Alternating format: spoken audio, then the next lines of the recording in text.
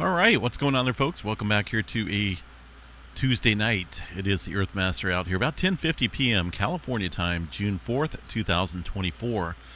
Latest activity here on the globe shows a 2.7 into the area of, let's see, it looks like maybe Costa Rica area.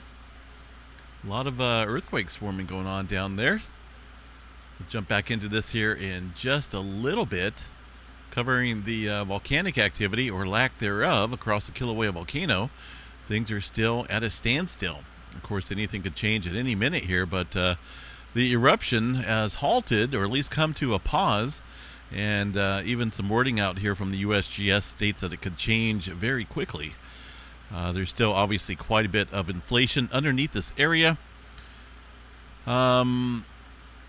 Continue to see a little bit of sulfur dioxide and whatnot from this most recent eruption. Even after the pause here, there's going to be some volcanic gases seeping up.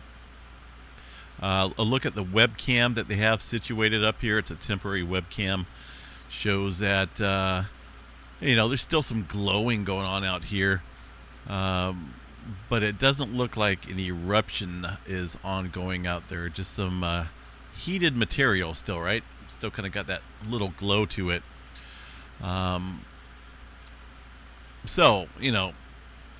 Obviously it can be difficult to forecast. I think with all this elevated inflation there across the area, we'll see further activity here soon.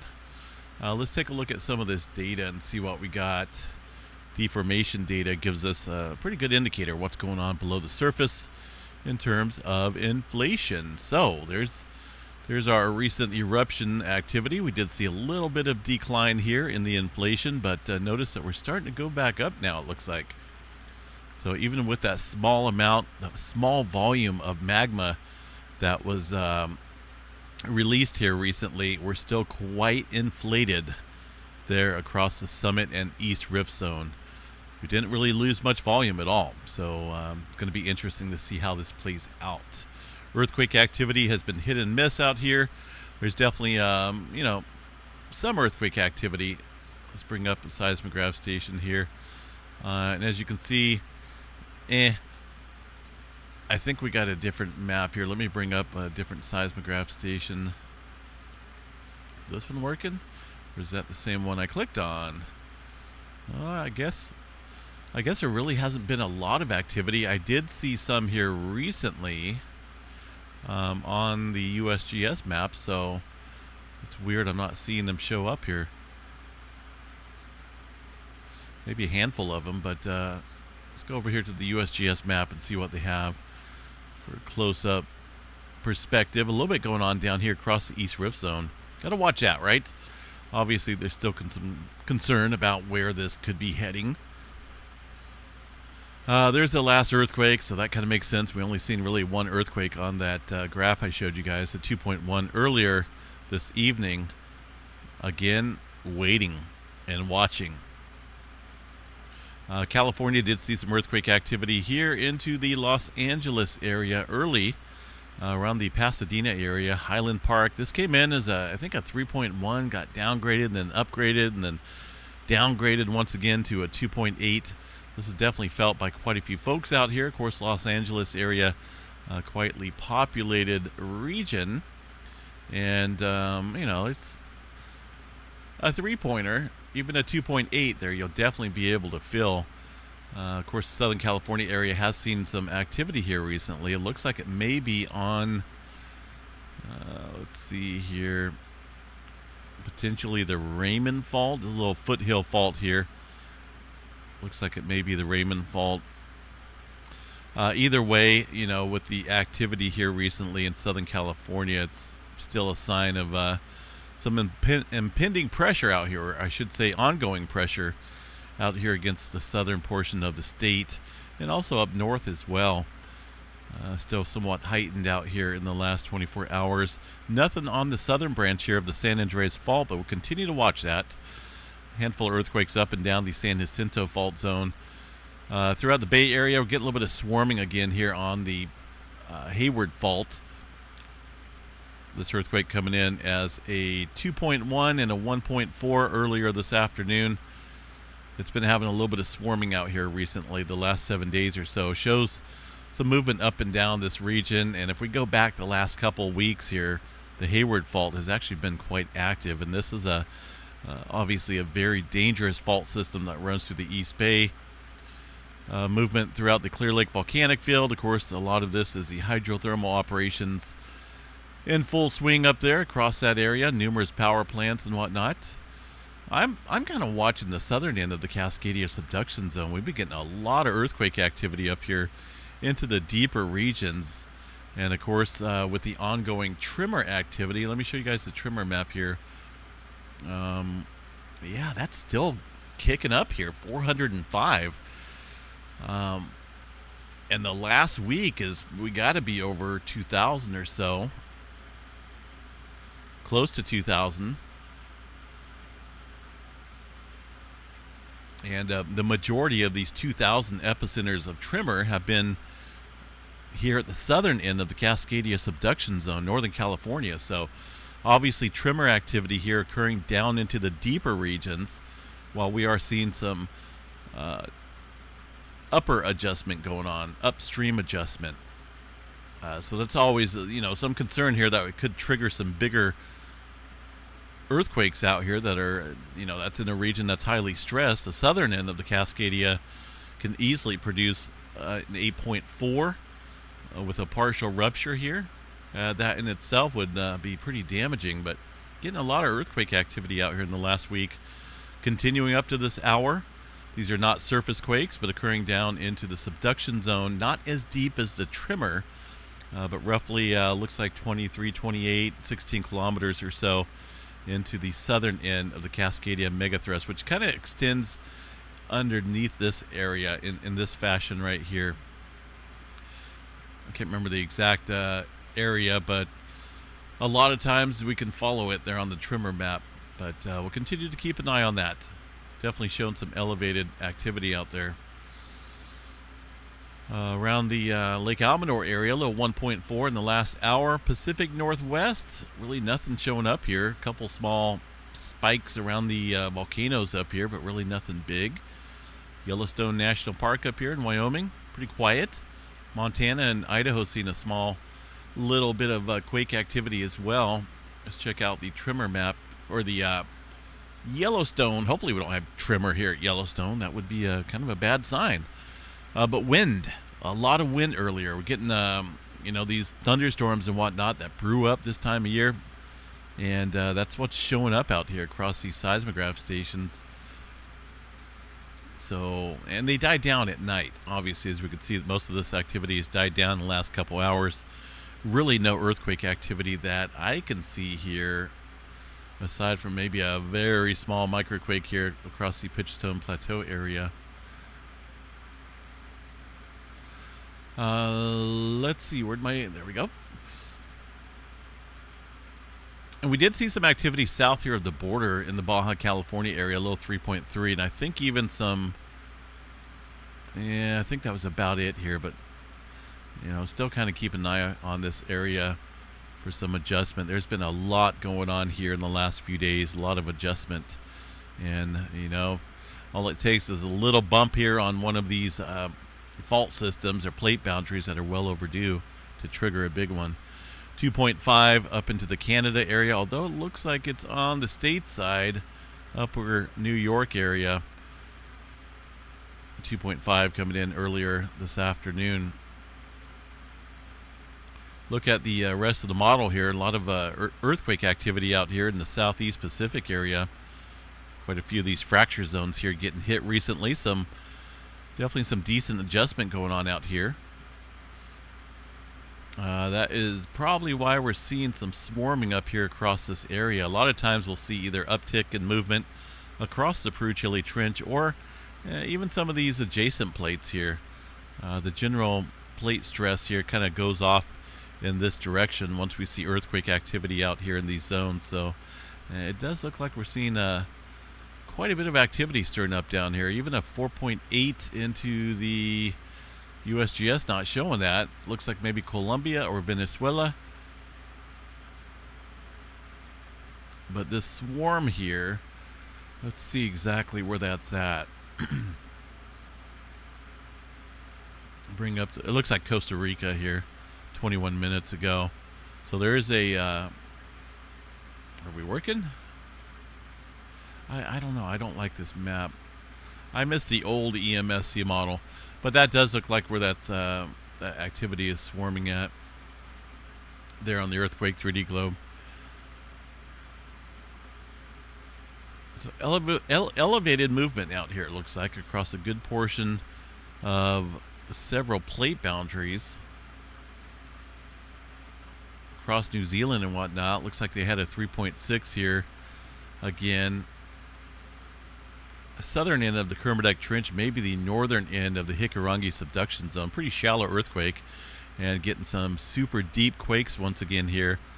5.6 recent quake. Let me see here. Let me look on the USGS map.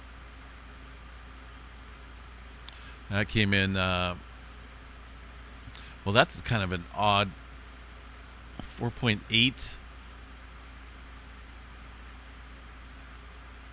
Oh, that bigger, that's 5.6 is the older one. So the 4.8 here is another deep earthquake of recent magnitude. I was wondering why that said 3 a.m., but that's an older quake here in the red ring. So that 4.8 more recent, but super deep as well. So we're getting that return of deeper activity in the region. And man, it does look like we're seeing some big time adjustment taking place out here. Couple fives stirring up here where it's expected. Although it looks like we got a little seismic gap zone here around Solomon Islands area. This area really hasn't seen a lot in the last week. Let me see what we got here. Handful of quakes.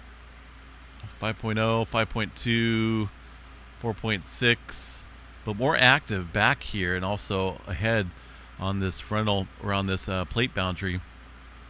So keep an eye on this area here. These seismic gap zones normally will fill in very quick with this type of activity that's ongoing there. Japan area and the Kuro Kamachaka pretty quiet. Typical earthquake activity happening here across the Philippines again, but it is definitely looking more elevated today, or at least tonight, compared to this morning when things were somewhat pretty quiet. 2-pointer out in the Mediterranean right now. Nothing big going on out here across this area of the world. The Atlantic Ocean, pretty quiet. Really not seeing anything showing up out here in the Atlantic, as you can see on the USGS map as well. So let's go check out Iceland, see what's going on up there, because we have another eruption going on up there. Things pretty quiet across the earthquake board. A visual perspective from the Live from Iceland.is site. See if we got some eruptive events going on, which it still looks like we do. I'm seeing a little bit of fountaining here, just peeking around this corner of the vent. And looks like sunrise already. Or is that a sunset? No, it's got to be sunrise. It's 11 o'clock here, so goodness. Far as the eruption goes, it does look like things may be toning down. Not really seeing that volume of lava shooting out of these craters here recently. So let's give a glance here at the inflation charts. Last time we checked here this morning, or last night, we were heading down. And of course the vertical displacement right here. Here's the most recent eruption. Huge drop, although it looks like maybe a last run or two looks like it may be going up. So we'll have to watch that. This eruption here is really not similar to the past eruptions where we've seen things continue to inflate while the eruption was ongoing. This here is a little bit different, but too early to tell right now. We'll come back and check that here in the coming days, make sure we got that right, but it looks like it may be starting to come back up there. All right, space weather activity. What's going on out here? Our sunspot 3697 looks like it wants to be a party pooper out here. Degrading rapidly, it looks like. There's still some areas here of 3697. Of course, this is a sunspot region that produced numerous X flares recently, and also last month when we've seen all that aurora activity. This was the culprit of the historic events there that we've seen. Hopefully you got to see it, because it's a once in a lifetime deal. But this it's looking like it's dying. There's still a little bit of complexity in here, but goodness, notice all those popcorn colored cores are disappearing before our very eyes. A couple other regions up here. It does look like this area may be amplifying slightly, and maybe up here as well. So we'll continue to watch it, but it does look like that flare threat is going down. 25% chance for an X flare, M flare at 60, and C flare at 99% chance. No major roars in the forecast, and we'll just continue to watch it there. 3697 gave its best, and boy did it gave us quite a show here recently. But it looks like it's wanting to retire. So we'll keep an eye on some of these other sunspots here and see what becomes of them. Storm Prediction Center, quite noisy out there around the... I don't know if it's made it down in the Dallas, Texas area yet, but right now we're still looking at, for early morning hours, potential of some tornado activity, wind and hail threats as well. For the day tomorrow, which is going to be on a Wednesday, day one outlook right here. Marginal risk for some severe weather. Really nothing major going on, just some wind and some hail threats. But I wanted to show you guys the radar map out here of this huge squall line that's developing. Just about ready to hit the Dallas-Fort Worth area. Quite the bow echo going on here, and of course this could be a big-time wind maker. These type of setups are easily capable of producing some damaging wind gusts. And it's a noisy night out there. It looks like all this is headed to the south. Let me put this into motion here. See what we got. Tapping into all that tropical or humid air that's existing down here in place. But Dallas, Texas, it looks like Fort Worth area going to get hammered here in a little bit if this stays together, and it looks like it is. And of course that line extends way up north as well. So a lot of people, probably got earplugs in tonight, but me, I could easily sleep to a thunderstorm. I absolutely love these storms. Of course, look where I'm at, way out here, and there's not a whole lot going on here in California except for the heat. Check out these temperatures we're going to have to deal with. It's still quite warm out here outside my neck of the woods and outside my window here. Got 84 degrees just outside where I live here in Chico. Yuba City still almost 90 degrees here at 11 o'clock at night. Now tomorrow is going to be a scorcher out here. We're talking about temperatures up in the close to 110 or so. This is the ECMWF model. The GFS, it looks like roughly the same. HRRR model, a little bit more lenient. That's about, let's see, here's about 1 o'clock.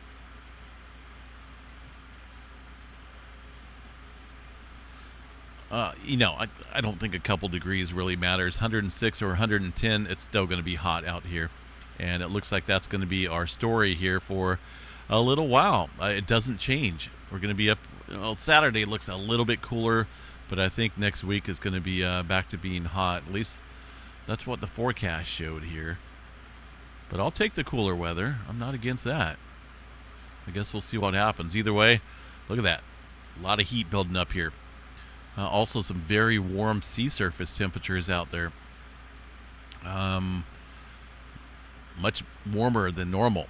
And of course, what happens when you have the warmer environment out here? Well, it's easier for tropical systems to develop and rapidly intensify. We could see some huge hurricanes out here if things play out with this elevated activity out here. Got temperatures easily in the low 80s out here across portions of the Gulf, and a little bit warmer down south here. As far as any potential hurricanes go, let's check out the eastern U.S. here. We're going to put this into motion. Keep an eye on some development out here. Really nothing coming from the south yet.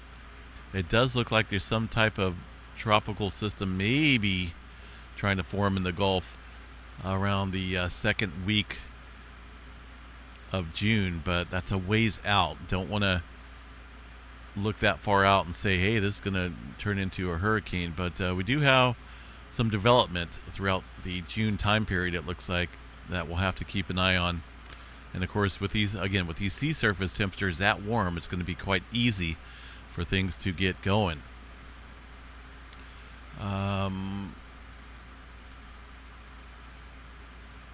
There's the current visible satellite. Really not a whole lot going on. No current storms that I can see out here, which is a good sign for now, but we're early. And everything's ahead, though, in terms of the temperature. So, all right, folks, I'm going to jump off here, get some sleep, much needed sleep here, hopefully. Last night didn't sleep too good. I don't know what. Maybe my sunburn kept me up here, but I got to stay cool in these temperatures, right? I don't want to stay inside all day, but I want to be outside. And, of course, the pool is a good option to cool down. Just got to limit the sun exposure, I suppose. All right. We'll catch you guys back out here in the morning. Wednesday, right? Wednesday tomorrow. Have a good one.